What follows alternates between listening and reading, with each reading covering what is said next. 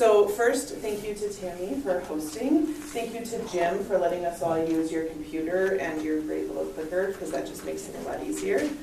No, I may plug that in. The computer, and I don't know what I just did, but I turned it off. There we go. Okay, good. Yeah, please proceed, no problem. And I got this great idea from Greg, the archivist at Eau Claire last year. Rather than handouts, I just made you a web page for all the resources I'm going to talk about. So you can either go to this web page, or you can use your phone to scan this QR code, and it will take you to that web page. These slides are posted there, so you don't have to take notes if you don't want to. You can just ride the wave of delight with Recollection Wisconsin. That's the idea. Let me know if I... Oh, no, we're fine for now. Okay, good. Wonderful. It's just that down the road, it will need power. Since we're all using your computer. Yeah. Okay, everybody got that? Oh, wait a second. No problem. So I'll just give you a little update. Since I saw you all last year, many of you probably worked with Emily Fotenhauer at Recollection Wisconsin over the years. She has very happily moved on to full-time grant writing as an independent grant consultant. So I have taken over Recollection Wisconsin, such as it is. Nobody's ever really in charge over there, but that's a little update from last year. Everybody got it? Okay. If you need me to go back to it, I am happy to do that. So today we're going to talk just a little bit about what Recollection Wisconsin is. We're going to talk about Wisconsin Library Services and how it relates to Recollection Wisconsin. Tammy asked me to cover this a little bit because sometimes the relationship is a little bit confusing, and WiLS has even more like freely available services for you. We're going to talk a tiny bit about digitization projects, and then I have something called the Recollection Wisconsin Digitization Initiative that I'm really excited to share with you. So, as you probably know, Recollection Wisconsin is a digital online access point for Wisconsin's local history. So we partner with the Wisconsin Historical Society quite a bit, but we are really the organization that is here for the digitization, like instruction and access for small historical societies like yours. So if you have one box of postcards that you want to scan and put in an online central location alongside all the other local history materials, that's Recollection Wisconsin. And the Wisconsin Historical Society is one of our governing partners as well, so it's a symbiotic relationship. We have now over 700,000 metadata records, which what that means is we have 700,000 digital items. So we don't hold any physical items. Like I work from home, we all work from home. There's no closet somewhere with the physical items or a scanner, although we would love to someday have like a mobile digitization lab. But we don't have any actual items. So that means your historical society keeps your items, you scan them, we put them online. We have photos, maps, books, artifacts, oral histories. We're up to 250 over, I think we're at about 253, what we call content partners. That's the local historical societies, county archive, county level archives, libraries who have local history rooms. Some of you work with those.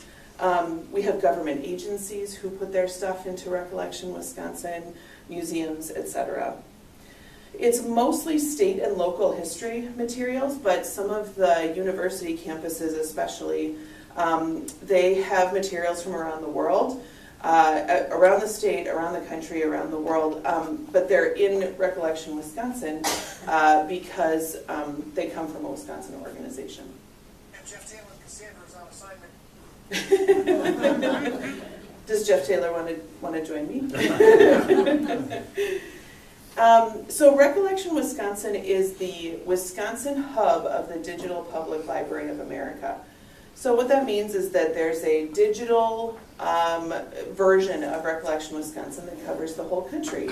So that means that somebody who maybe lives in California now, who has donated their materials to a historical society and they're digitized, who maybe visited Manitowish Waters on vacation at one point and has a whole collection of his summer vacations in Manitowish Waters.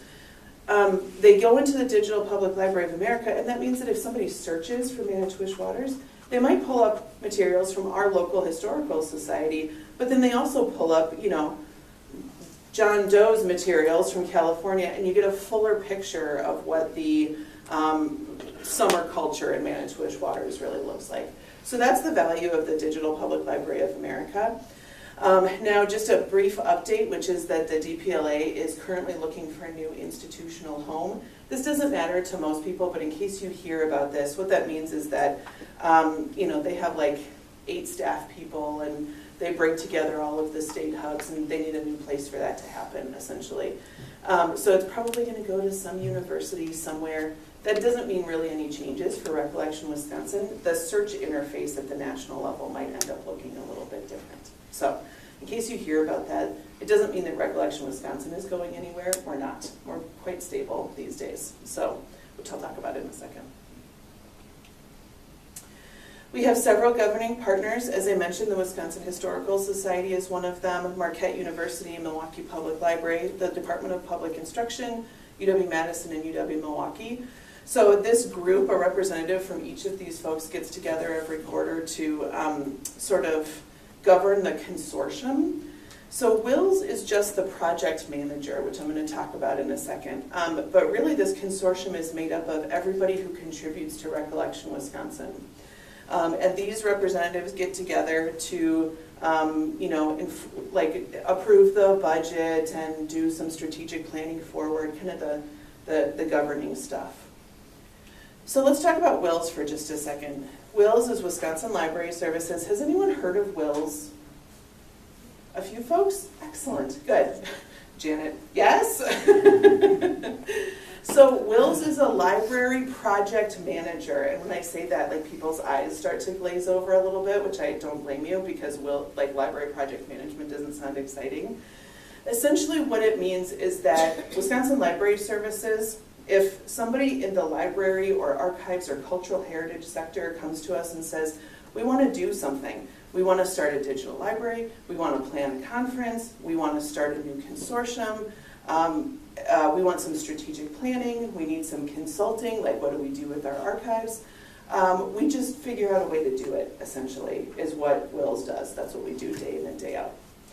So we help our members turn ideas into action. When I say members, sometimes that implies like a membership fee. There is no fee. WiLS is a free membership. It just means you get the sort of insider access to all of the information that we have to share with you. We have over 600 members at the WiLS level, all types of libraries, museums, historical societies, statewide and national consortia, which I will explain in just a second, lots of peer organizations and vendor partners. What are the different color markers? That's a good question. Different types of libraries. So most of these are public libraries. I'm gonna, you know, I don't exactly know the answer to your question, but I'm gonna guess, I'm gonna take an educated guess, that some of these are consortia members, that some of them are cooperative purchasing members, that some of them are special library types. That's my guess. I just don't know which one is which. So the Barron County Historical Society is a member. Yes. But I was wondering if our consortium would be. Yes. Okay, so. Eligible to be a member? Absolutely. Okay. Yeah, absolutely. And we offer, so the membership is free, but we offer lots of services for really reasonable rates. So not that you need this, but if at any point you wanted somebody to organize this gathering for you, order the food so you don't have to make sandwiches, you know, at 8:55 in the morning, you know, like WiLS could take that on for you. We could plan all of it. We could get the catering in here, et cetera, et cetera. We could handle the registration. We do logistical things. Would the organization need to pay for you organizing it, or just for the food? Minimally. You'd have to pay us minimally. So we organize the Lake Superior Library Symposium every year. Has anyone heard of that conference? It's a relatively small statewide or regional conference, and I think we charge them $700 for the services, and then you know, they pay for food and any other costs that are associated with it. So would it cover like getting the speakers and yeah, writing a schedule, sending out the emails, Uh-huh. the whole The whole schmoll. The whole shebang. I know, she sounds real interested. Yes. Yes, we can do that. I feel like our motto at WiLS is, yes, we can do that. Or we'll figure out a way, or we'll point you to somebody who can do it. And we try to do it really reasonably. So let me tell you about our services. So WiLS is a nonprofit organization. We're not doing this to like make a bunch of money. We just need to cover our staff costs, essentially. Where most of our money comes from is cooperative purchasing and like statewide digital library management. So let me tell you what that means. So our 600 members all have the opportunity to be cooperative purchasing members. That means that it's like $200 a year, and if a library joins, they get discounts on furniture and books and databases because they're joining 600 other libraries. So now that's a really big, attractive group to any vendor. So that's how cooperative purchasing works. And the program makes us a decent amount of money that covers a lot of the other services that we offer. Some of the other things, collaboration support. So we run or project manage several consortia. So like this one, Recollection Wisconsin is very similar to this. It's just bigger. That's a consortium. So I'm a project manager with WiLS, but I'm assigned to Recollection Wisconsin, if that makes sense.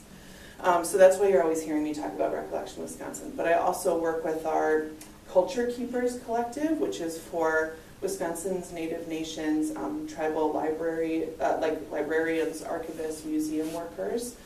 And we just provide a space for those folks to get together. So, you know, they pay us to spend a few hours a month making them a Zoom meeting and sending out remote, you know, all the stuff that goes along with like managing a consortium. Does anybody ever check out ebooks from your local library? Yes? Good, wonderful. We run that. WiLS runs that Wisconsin Digital Library Consortium. If your kids have access to digital libraries at their school, kids or grandkids, we also run that, the Wisconsin School Digital Library Consortium, and several other things. So if there's a group of people, a group of library folks, we are probably involved in that some way, shape, or form. All of the state's technical colleges have a consortium called WISPALS. We run that, and so on. We also offer consulting services. We pretty much say yes to anything library or archives related. So we've had folks ask us to come in and do like an archives assessment, or, you know, I've got 3 boxes of stuff, what's the best way to proceed, and I'd like to digitize it and I need some help with that. So we come in and do that. But mostly our consulting team does strategic planning. Has anyone ever participated in a strategic planning process? Excellent, good. You know that it can be really interesting, but there's a lot of work on the back end figuring out what questions to ask, what to do with the information. You're laughing, you must have done this before. Yeah, implementing the plan. Implementing the plan. Right. And if you'd like, you can pay us to come in and we'll do all that for you. Except the implementing, although we'll stick with you through the implementing too, if that's I mean, we can't actually do the thing for you, but you know, if you need us to stick around for the checks on your strategic plan, how are things going, progress reports, all that kind of stuff, we'd be happy to do that. We have a whole team of people who does that. Events management we talked about. Digital projects is kind of where Recollection Wisconsin lives alongside a couple other things. So like all of the state's library systems decided they needed high quality digital storage. So there's 2 servers in the state of Wisconsin that back up all of the state public library systems, both their library information and their digital archive information. We're managing that project. And then giving back. WiLS has a grant program, a very easy to access grant program called Ideas to Action. And now that I say that, I realize I should have put that on the list of resources, so I will do that as soon as we're done here. The Ideas to Action grant program is meant to be really accessible. If you've ever applied for a grant, you know how over the top the requirements can be to apply and report.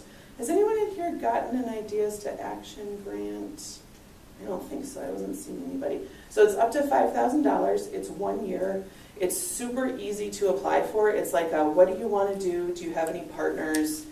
Do you need anything else from WiLS besides money? Like, would you like us to help you, give you some advice on this aspect of your project or that? And then the reporting requirements are pretty easy. It's like, what did you do with your project? How did it go? We ask you to write one blog post during the year. So the application period is open now through June 3rd, so I encourage you to apply if you have a project that you'd like $5,000 for. In the past, we've had folks apply for like oral history collection material, or equipment is the word that I'm looking for. So Door County Historical Society and Public Library made oral history collection kits with like recorders and instructions and all that kind of stuff.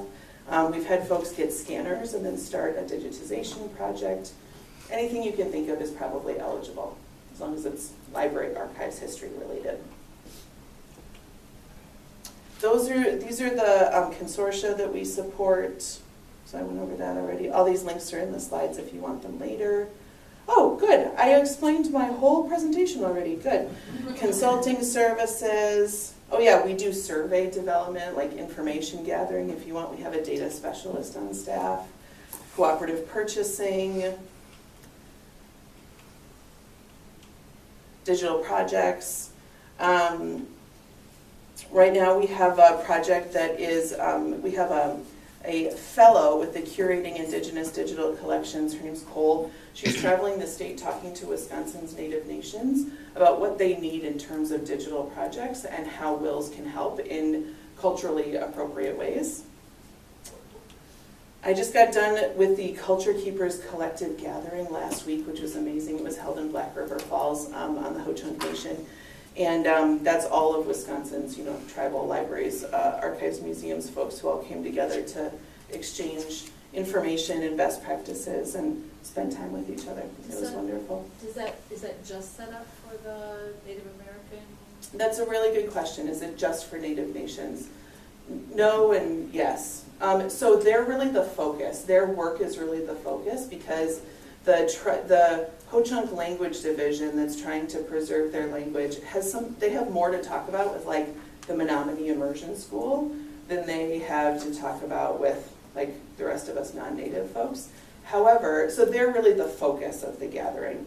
But those of us who also work with those materials and are there in support of Wisconsin's Native Nations can also join. I was wondering about other cultures like Oh. the Somalian community or Oh. Latino community. That's a really good question. This is just for Native Americans. But those are really good ideas. I mean, I think every culture needs to have some time where they connect with each other about how they're preserving their own culture. So, yeah, good question. All right, before I get back to Recollection Wisconsin, any other questions about WiLS? Wisconsin Library Services. Can you say again how you're affiliated with Wisconsin? How WiLS is affiliated? With Wisconsin Historical Society? Yeah. Yes. So many years, so this is going to be now a longer answer to your question. Is that okay? Probably not, but a short version. I'll make it a short version. Basically, Wisconsin Historical Society is one of several governing partners who give us advice, direction, and have ultimate kind of governing responsibility for Recollection Wisconsin. So they do a lot of like statewide digital history work. Are part of the landscape, even though we're not officially, like there's not a business relationship between the organizations, but like Janet and Kristen worked on a big project with Recollection Wisconsin for several years, so we collaborate on lots of stuff. So they handle really kind of like the statewide history, and then we work with public libraries, you all at the local history level, archives, museums, to help you digitize and put your information online with Recollection Wisconsin. But Wisconsin Historical Society's collections also come through Recollection Wisconsin, so it's very intertwined. I bet I didn't answer your question well, or at least not clarify. So can you explain how, when we had a graduate student working here, Yeah, how that worked? sure, yeah. Because that was kind of a combination of like 3 different entities, I believe. It sure was, yeah. So several years ago, there was an initiative called Curating Digital Community Collections, CCDC, and it placed Graduate students from the library schools, I was one of them, but you also had one named Jody, who were assigned to different historical societies throughout the state to go work on what's called digital preservation, which can include digitization, but really means like how do you make sure that those digital files, once they're created, you can access them in 2 years or 5 years or 10 years. That's what digital preservation is. What did Jody work on while she was here? Digitizing? She was getting stuff ready to go on Recollection Wisconsin, Yeah. but it never did. No, she didn't digitize. She was working more with organizing the things that were digitized. Right, yep, exactly. Yeah. Where do you house students like that? Oh, that's a great question. Because that's the biggest problem. Yeah, if you have a space in the space, we're getting to a point in technology that a lot of this work can now be done remotely. So if materials are scanned onto, let's say, an external hard drive, a student can take them home and then work on them at home. Anyways. And another thing is that a lot of students are going to school remotely. Like Jody lived here in Rice Lake, but she was going to school in Milwaukee, so it was, 8 miles for her to drive here. For our digitization project, we're just starting, so we need help with the actual digitization too. And then you have to be there. Right. And she was here. Yeah, but then where do we house this person? She lived at home. What I'm saying is, Yeah. they might During have the somebody scanning that lives process. in your neighborhood, in your Yeah, area that that's can the come there. problem. Do you have a But you building? just That's don't my know. question is, do you have a building? You don't have a I don't know building? where they can stay, no. Well, they don't have to stay, but do you mean like for a few hours while they're scanning? Right, but it is, we've talked about it, and it stumbles on the actual living quarters, because Oh. we are very much northwest Yeah. Wisconsin. In the case of this CCDC, there was no living quarters. Like I did my internship at UW River Falls, and I went for a weekend about once a month, and I just stayed in a hotel nearby. And it was all paid for by Recollection Wisconsin because they had a grant program to pay for it. So no living quarters were required, or you find somebody who lives in the area, exactly as you said, who, Yeah, that's the difference. Yeah. But they know who lives. 'cause We they're sure working do. on this. Oh, Yeah. right, well, yeah. yeah. Okay, I'm going to spoil the surprise a little bit, which is that we're doing that program again. I know, which I'm really excited about. Yeah, I'm going to skip through some of this anyways, and I have plenty of time. So Recollection Wisconsin for a long time was funded kind of year to year by the Department of Public Instruction. It was never quite sure where we were going to get funding from. It varied from year to year based on what DPI had available for us. And just last summer, some of you may have heard that the Wisconsin State Legislature wrote us into the budget for the first time, which is much more stable. So that means we have I know, I'm so excited about it. And it was a big advocacy process. Our governing partners and our steering committee members and lots of advocates for us got in touch with the Joint Finance Committee and asked them to vote for this, and they did. So that means we have stable funding this year and next year, and from what I hear, it's much easier to stay in the budget once you're in the budget, as long as we don't ask for any more money, which ends up being a decrease in funding if you count inflation, but that's neither here nor there. So we're in a pretty stable funding situation. We have extra funding to pay for students to do some work. So I think that's all I want to say about that for right this moment, and then we'll get to that in a second. Did I clarify anything about the relationship between Wisconsin Historical Society and Recollection Wisconsin? Janet, is there anything you wanted to add on that? Am I explaining it well? I think you gave an excellent overview. Thanks. We are longtime collaborators and partners with shared missions and activities, and so whenever there are opportunities to bring together resources like Kristen is sharing today, we want to be able to extend those out across our affiliate network. And so the kind of layers behind it are about state agencies and private nonprofits and biennial state budget processes, and so those things all happen behind the scenes.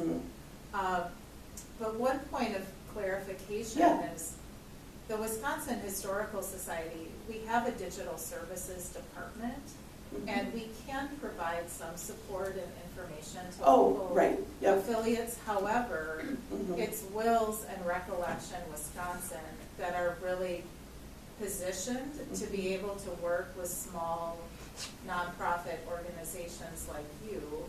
Mhm.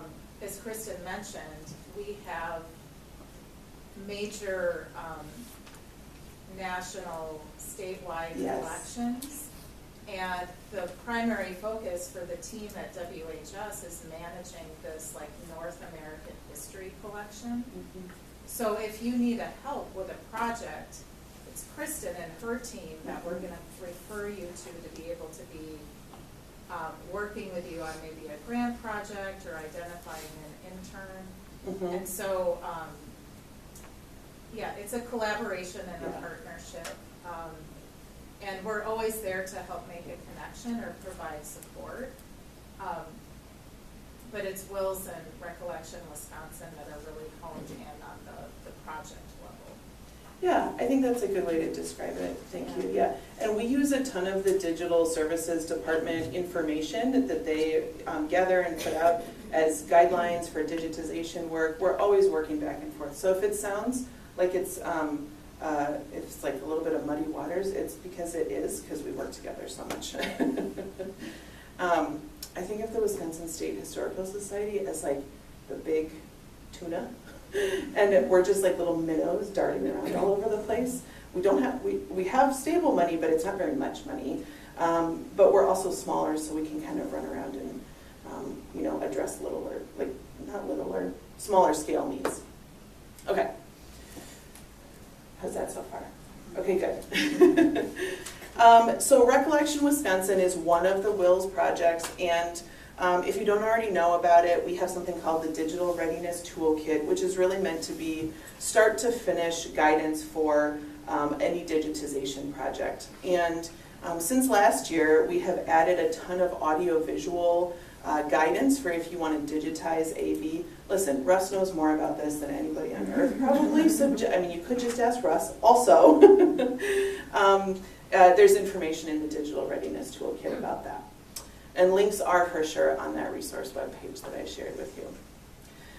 Just so you know, there's also, if you haven't already explored this, there's digitization kits at your public library system. They're getting to be a tiny bit outdated at this point, but they're still perfectly serviceable if you don't have equipment and you want to start a digitization project.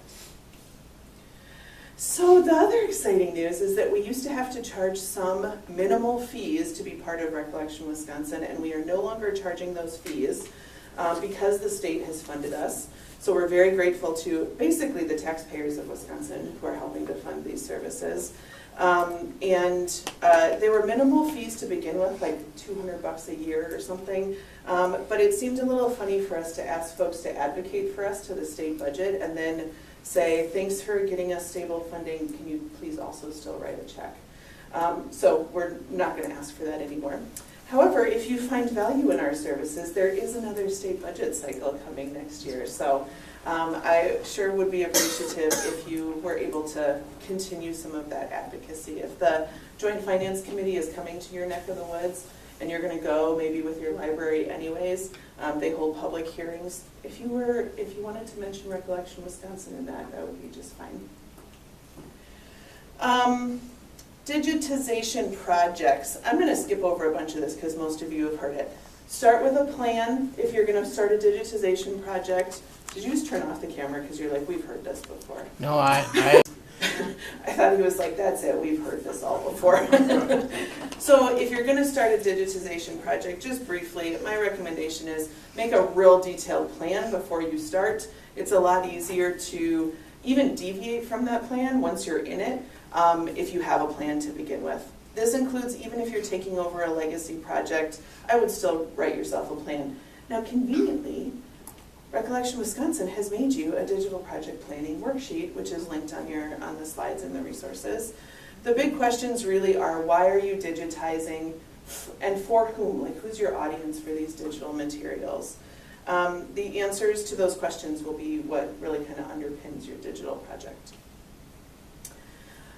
Permissions. Who struggles with permissions for their digital materials? Yes.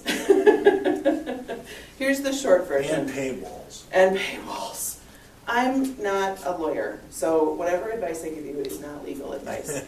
But here's the deal. Owning a physical item does not necessarily mean you have the copyright to that item.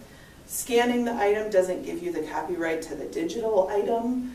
But regardless of the copyright status, there are also like ethical and privacy considerations about how items are displayed and used.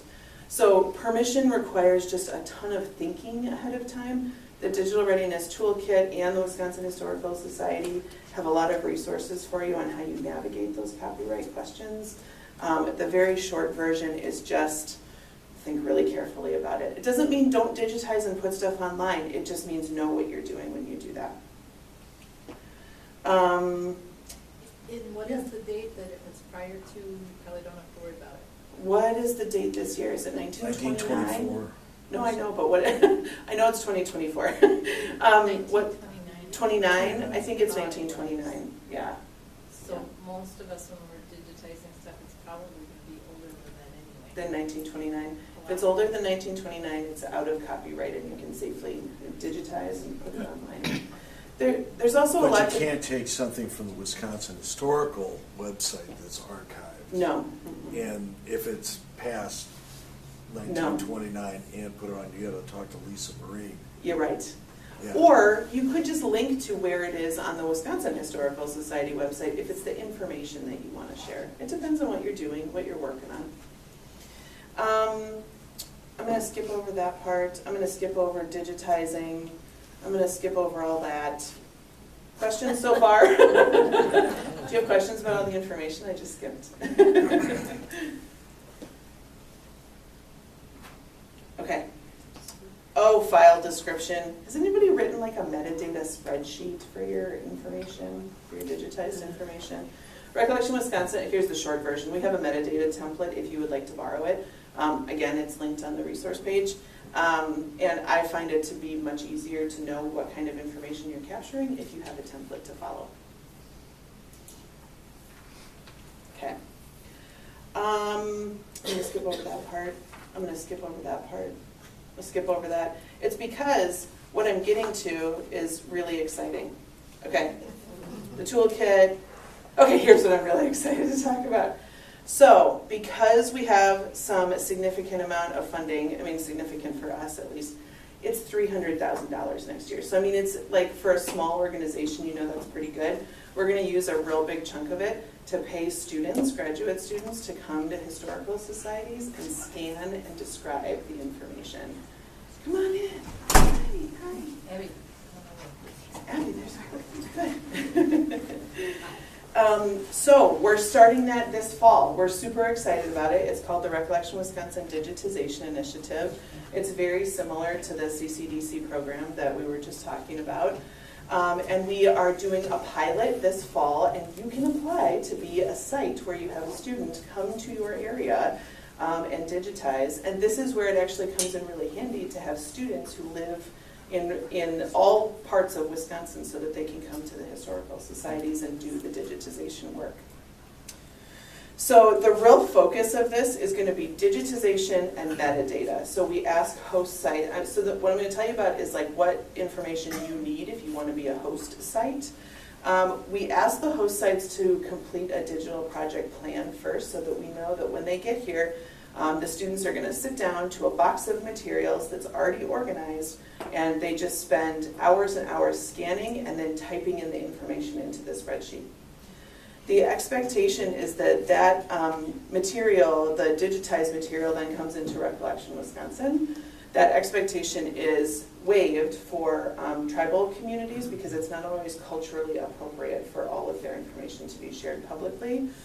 But other than that, we ask, it's not like a hardcore requirement, but we do want some or all of that digitized information to then come into Recollection Wisconsin.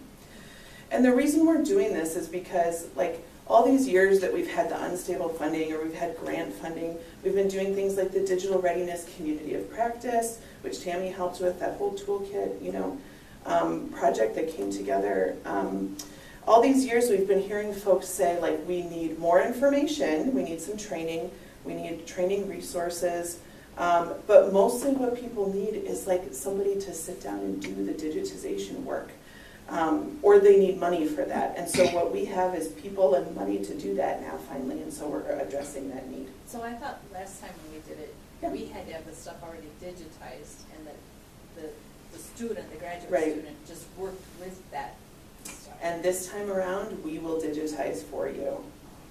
The focus is digitizing for you, so that if you don't have things digitized, but you have like a box of stuff, the student will show up and do the digitizing and do the description, and ideally get the stuff uploaded into Recollection Wisconsin. Does that make sense? Okay. One of the main goals for this is having some new content partners. So part of the reason I'm so excited to be here talking to you all is because there are several counties in Wisconsin where we don't have any content partners, and a bunch of them are in this area. So Burnett County is one of them for sure. Who did I hear from Burnett County?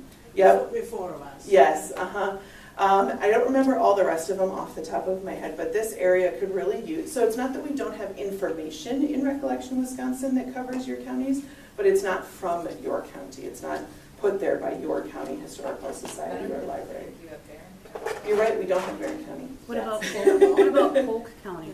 I don't think we have Polk County. I should really I'll pull up my list. And one of our main initiatives is that we want to have representation, not just of the information, but you all know what's in your communities better than I do, for sure. You know what's important to the story of your community, what you think should be out there for people to learn about your community, about your county. And if what you need is a person to do the work for about 120 hours, because that's what they have for their practicums, or for their internship requirements, we can do that. We are paying the students. We will pay the students. That's part of what we're using that sweet, sweet state funding for, is paying the students to do that work. There's another nice thing about that. In Yeah. our case, it probably won't happen every time, but in our case, that student stayed on as a volunteer. Yeah. She stayed on like 3 years. Mhm. She actually quit her job so she could volunteer. And now she runs the archives at the Chippewa Valley Museum. Yes. Yeah. So she got her, Jody Kiffmeyer, yes. Yeah. so she got her experience Yeah. through this grant that, where she was doing it, Yeah. and we benefited from it, and now she went down and got a job, and she loves it. Absolutely, yeah. So the connections and the relationships are a really beneficial part of this. Sounds like that's how you got where you are too. It might be, yes. So I did my internship at UW River Falls, and then I started working on a grant project with Digital Readiness Community of Practice. Jim was one of our speakers for one of our digital readiness fairs. Russ was one of our speakers. That was a project we did with the Wisconsin Historical Society. And then after Emily left, she said, would you please take over Recollection Wisconsin? So I did. But it all started with CCDC. There's also going to be digitization training for all participants. So it's not just that your student knows how to do this work, it's also that the host sites get to participate in the training, which works for sustainability purposes. That means that we're not just going to leave you with a scanner and no knowledge of how to do what we just did for you for 120 hours, so that you can do it going forward too. So there's kind of three main participants here: the content partners, or the host sites, the graduate students who will be initially coming from UW-Madison and UW-Milwaukee library schools. We'd love to expand it in the future, especially as we get more funding in the future, to undergraduate students, history students. You know, like there's some tech schools that have like library associate degree programs. Doesn't CVTC have something like that? I don't know either. Anyways, and then Recollection Wisconsin staff. So if any of you know Vicki Tobias, who was the coordinator for the CCDC program, she's back as a consulting employee to run this program, because I don't have enough time for it, and she was great at it. So I was like, can you just do this for me? So she is. She actually put this together for me too, which is great.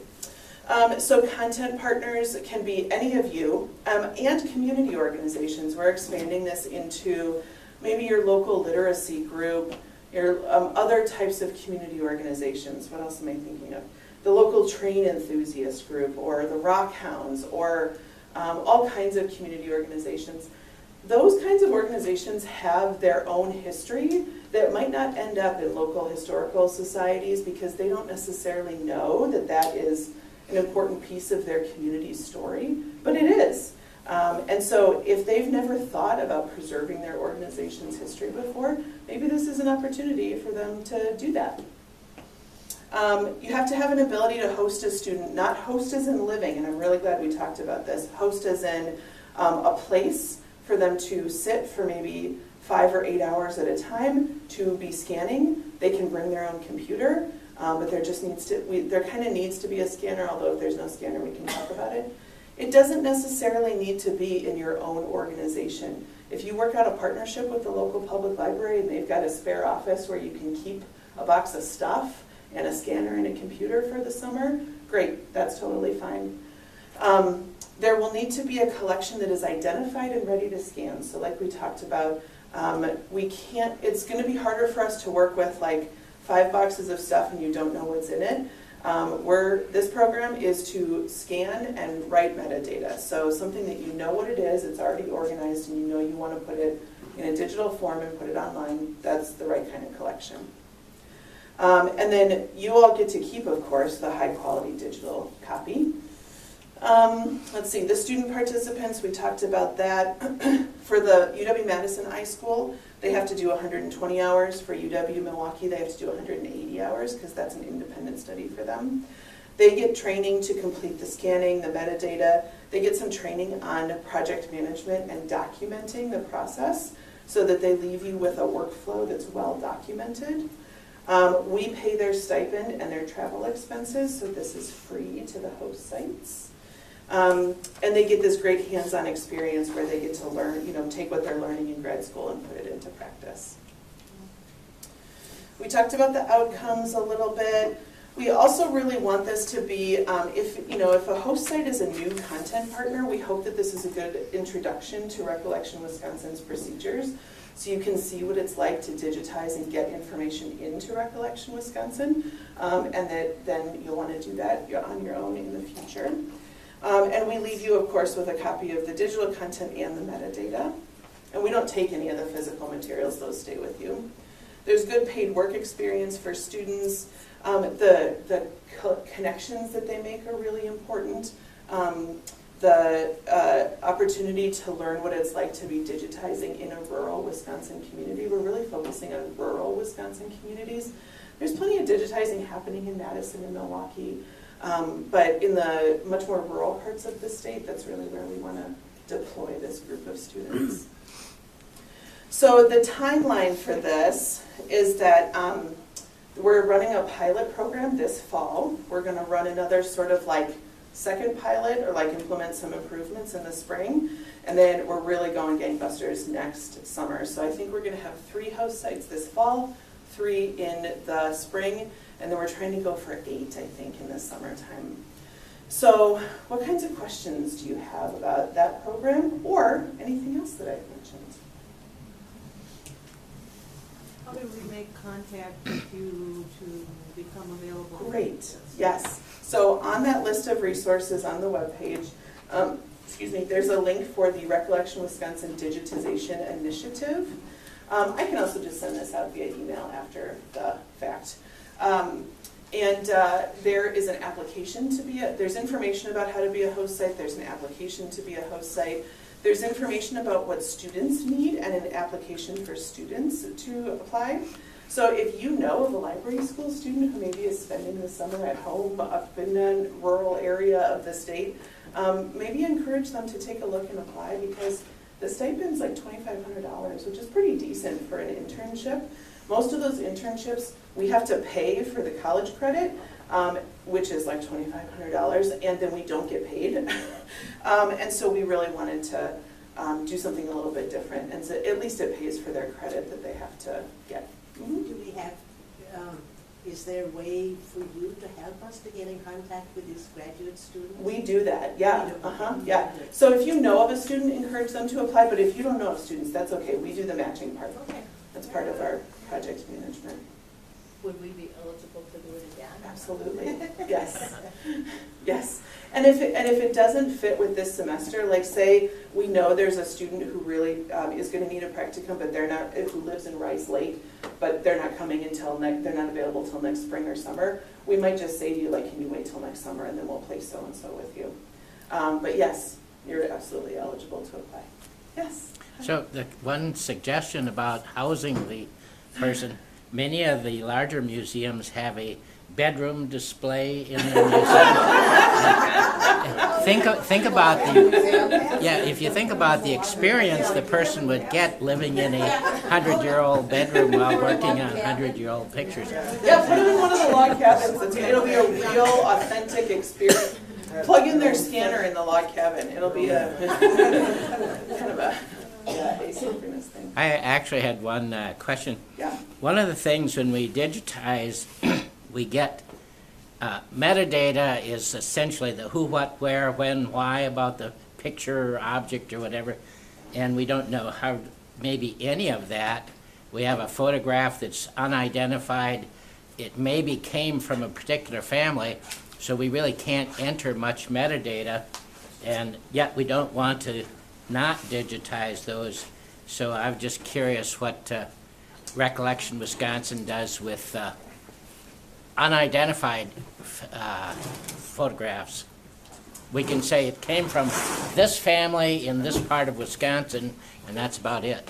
I mean, in the metadata, we can say this is from this collection, from this historical society, but we don't know who it is or where it is even. You can say unknown. For Recollection Wisconsin, there's only a few metadata fields that are required, and none of them are location. It's title of the photo, the rights information, and even if the rights are, we don't know if we have the copyright or not, you at least have to say we don't know. The subject, which you can identify, I'm sorry, I stepped out of the camera. The subject, which you can identify just from the photo itself, and type, like it's a photo. So anything else is optional for Recollection Wisconsin, at least. It makes it harder to search on, but that doesn't mean it's impossible.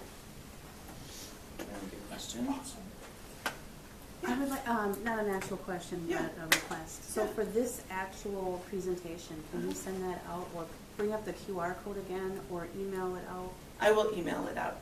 Wonderful. Yep, absolutely, or I'll send it to Tammy. Yeah, Okay. so you can email it to everybody. Okay, thanks everybody. I'm really glad to be here. Have a good rest of your day.